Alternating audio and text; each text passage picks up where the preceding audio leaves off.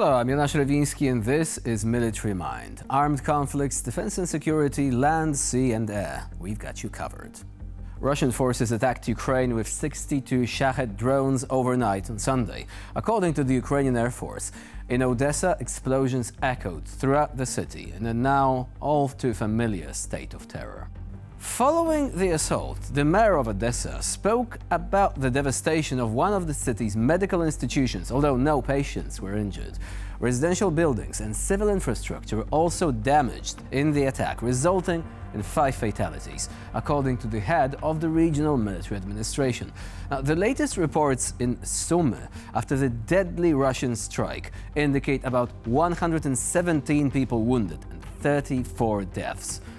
On the front line, in the Sumy region, Russian sources published a video of a flag-striking operation in the border town of Zhuravka, and the Russian Defense Ministry reported the capture of Basivka. However, Ukrainian official and unofficial sources have not confirmed the loss of the settlement. According to the assessment of Ukrainian military observer Konstantin Mashovets, Russian forces in the Sumy region are capable of only a limited advance, up to 10 kilometers in depth and 30 kilometers wide. A breakthrough of the prepared defense of the Ukrainian armed forces or an offensive on the city of Sumy seems unlikely, given the current composition of forces, which means there is no immediate threat. Meanwhile, Russian command is reportedly transferring UAV units from the Kursk region to the Donbass. Now, moving on to the conflict in the Congo, at least 50 people were killed in weekend attacks in the country's conflict-battered east, authorities said on Saturday. The government has traded accusations of blame with Rwanda-backed rebels over who is responsible for the violence that quickly escalated the conflict in the region. Local residents have reported renewed violence in and around the region's largest city of Goma, which the M23 rebels currently control. In the second largest city of Bukavu, which M23 also controls, dozens of armed local militia members who fight alongside Congolese forces marched for a few hours toward the local airport as they appeared to stage a challenge against the rebels. Now, Ukrainian forces continue their offensive operations around the village of Shevchenko, systematically clearing out enemy positions. Watch the close-quarter urban combat unfold as assault units push through the settlement, eliminating threats and securing the area. This footage captures the precision and determination of the Ukrainian troops as they clear Shevchenko from occupying forces. As of April 2025, fighting around Shevchenko has intensified, with Ukrainian troops successfully disrupting enemy logistic routes in the region. Control over the village is strategically important because it acts as a staging point for pressure on Russian defensive lines, as well as hampers their ability to reinforce positions near Avdiivka and Toretsk.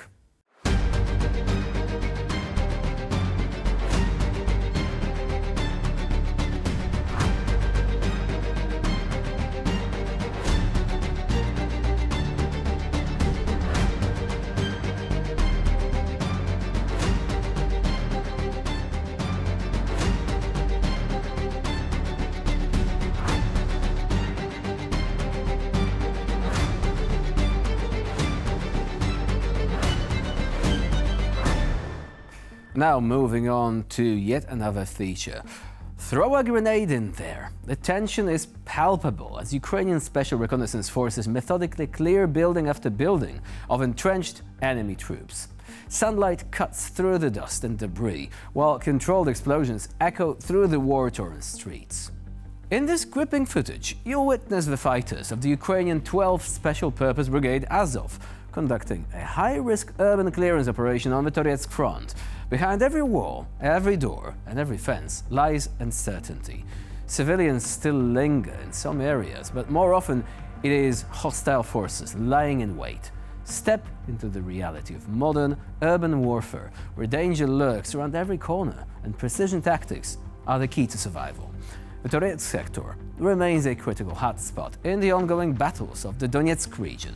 Ukrainian forces continue to press the offensive, dismantling Russian positions and clearing occupied zones street by street. Units like the Azov 12th Brigade are at the forefront of these complex operations, combining reconnaissance, infantry maneuvers and close-quarter combat to reclaim territory. Чекайте подвал, зовите сюда всех. Кого нету? Русских. Так, тут. Тягайте сюда, сейчас. Вроде бы только наши. Можно я... Пройдите, конечно. Что ж я фонариком подключу?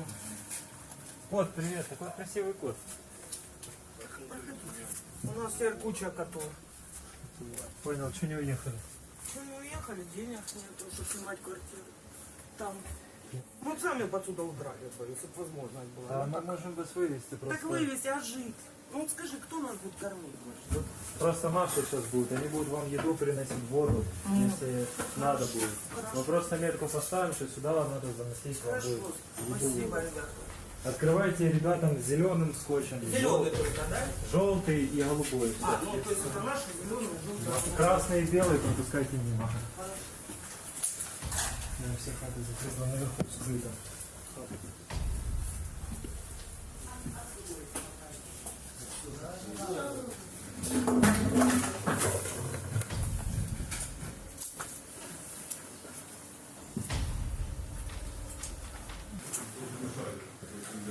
Мы не хотим вас догонять.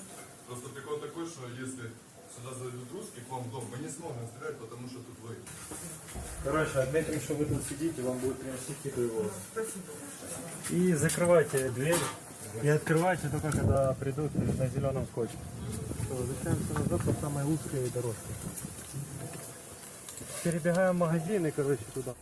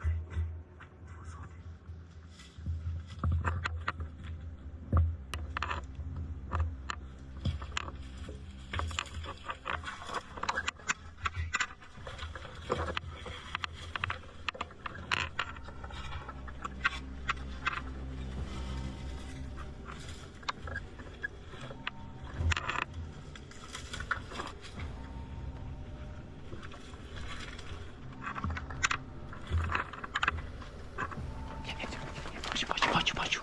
Воно, вот там, понял. Справа сотворимо сразу. Воно, бачу.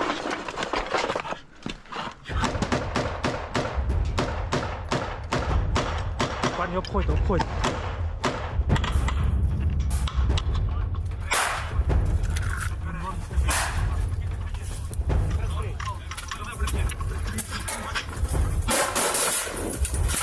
Своя!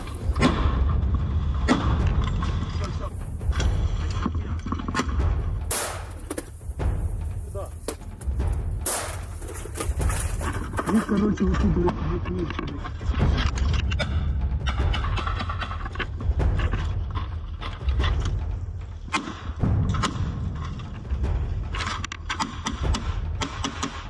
аккуратно, пацаны, давай.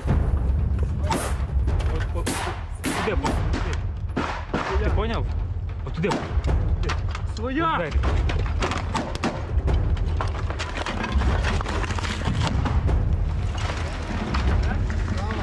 Да, вот тут.